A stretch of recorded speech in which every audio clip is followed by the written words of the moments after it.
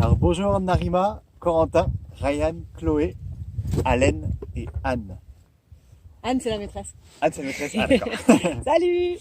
Merci pour votre message et puis on va essayer de répondre à toutes vos questions. Et déjà, on est vraiment désolé pour le retard. Oui, ça va. Votre mail, il s'est perdu, on a raté l'organisation. Et du coup, à chaque fois, on se dit, il faut qu'on prenne le temps de leur faire une belle vidéo pour se faire pardonner. On trouve pas le temps. Bref, du coup, on l'a fait maintenant. On est vraiment désolé pour le retard. Les questions? Alors, la première question, est-ce que vous avez ramassé un peu ou beaucoup de déchets? Beaucoup. Ah, beaucoup, ouais. Beaucoup, surtout en Amérique du Sud. Là, c'est en Amérique du Sud, on a fait 600 kilos en Bolivie et au Pérou, alors que là, ça fait plus d'un mois qu'on est arrivé aux États-Unis et on a fait que 50 kilos sur les États-Unis et le Canada. Donc, c'est vraiment deux mondes différents. Il y a vraiment beaucoup plus. En Amérique du Sud, on ramassait des décharges entières. Ici, on va plus comme en Europe trouver un déchet par-ci par-là. Vous êtes à combien de kilos? Donc, on a passé les 650 hier. On est à 653, je crois. Après les avoir ramassés, qu'est-ce que vous en faites? Alors en Bolivie, on les mettait dans des grosses poubelles. Il n'y avait pas de système de tri, donc on mettait dans les grosses poubelles. Ici, parfois, on arrive Souvent, il y a du recyclage. Il y a pas mal de recyclage, donc du coup, les poubelles qu'on ramasse, on les trie. On peut les trier et les recycler. Enfin, mettre dans les bennes de recyclage ceux qui sont recyclés. Ouais. Dans quel pays avez-vous trouvé le plus de déchets? La Bolivie. En Bolivie.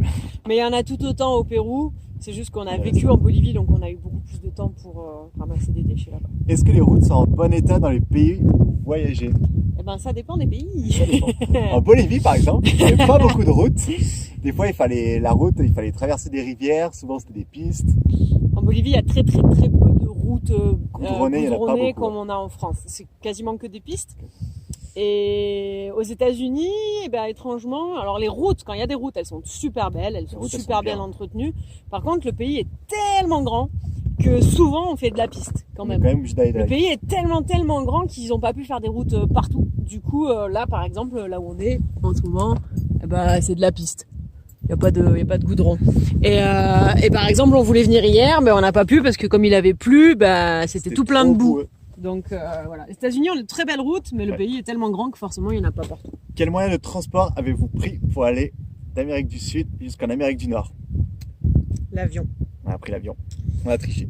On a triché, ouais. On a pris l'avion, on essaye de prendre l'avion le moins possible, mais là on avait 10 mois. Trop de distance à faire aussi. On avait 10 mois pour faire notre voyage, et si on partait d'Amérique du Sud, ça passait pas. Et puis il y a plein de raisons qui ont fait qu'on pouvait pas partir depuis l'Amérique du Sud. Donc on a fait un saut et on est parti d'en haut. Donc là effectivement on n'est pas très bon niveau. On est très mauvais sur l'empreinte carbone. Sur l'empreinte carbone, juste avec l'avion là. Juste avec l'avion, on a ruiné un peu tout ce qu'on économise dans l'année. En un avion, on ruine tout. C'est pour ça que notre prochain voyage, on va sûrement le faire en France, en partant de France, et sûrement à vélo. Voilà. Le prochain voyage, on s'est dit comme ça, on sera meilleur.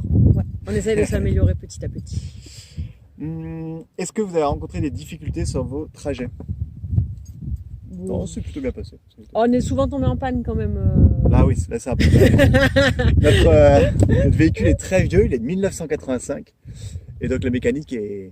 Bah maintenant ça va mieux, parce qu'on a fait tout refaire. Mais ouais, début du voyage ici, on avait pas mal de Et au début, il faisait très froid aussi, il pleuvait tout le temps, donc ça c'était dur. Ouais, mais sinon on n'a rien eu de grave. Et puis voilà, ça fait partie du voyage. Hein. Quand on voyage, forcément, il nous arrive des bricoles de temps en temps, ça fait partie du jeu. J'aime bien cette question. Est-ce que vous êtes allé sur le lac des Esclaves?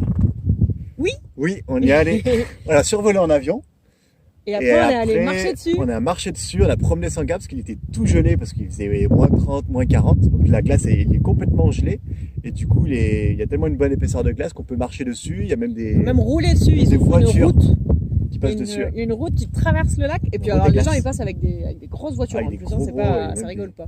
Et du coup, on a promené sans gaz sur la glace. Sur le lac des Esclaves, c'était super chouette parce que du coup, elle pouvait courir super loin. On la voyait, on pouvait pas la perdre. Ouais, c'était trop bien. Ouais, c'était chouette. Est-ce que vous connaissez son histoire? Oh, La honte, non? Non, pas spécialement.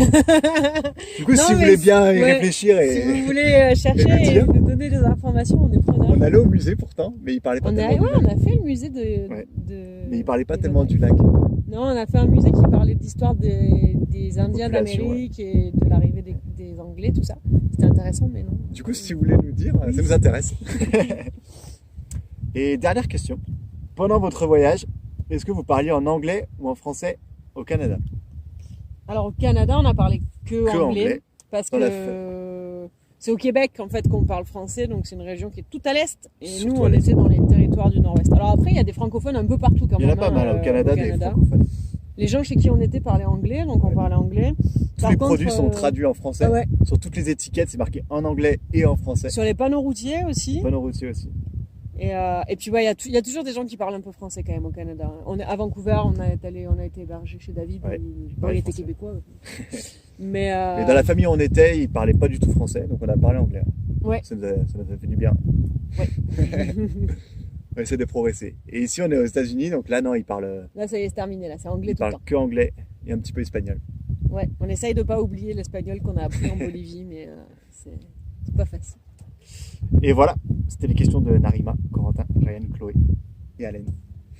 Ben, merci beaucoup de nous Merci avoir beaucoup. écrit. Désolé Encore pour le désolé retard. pour le retard. Et bonne continuation à vous. À bientôt. Ciao!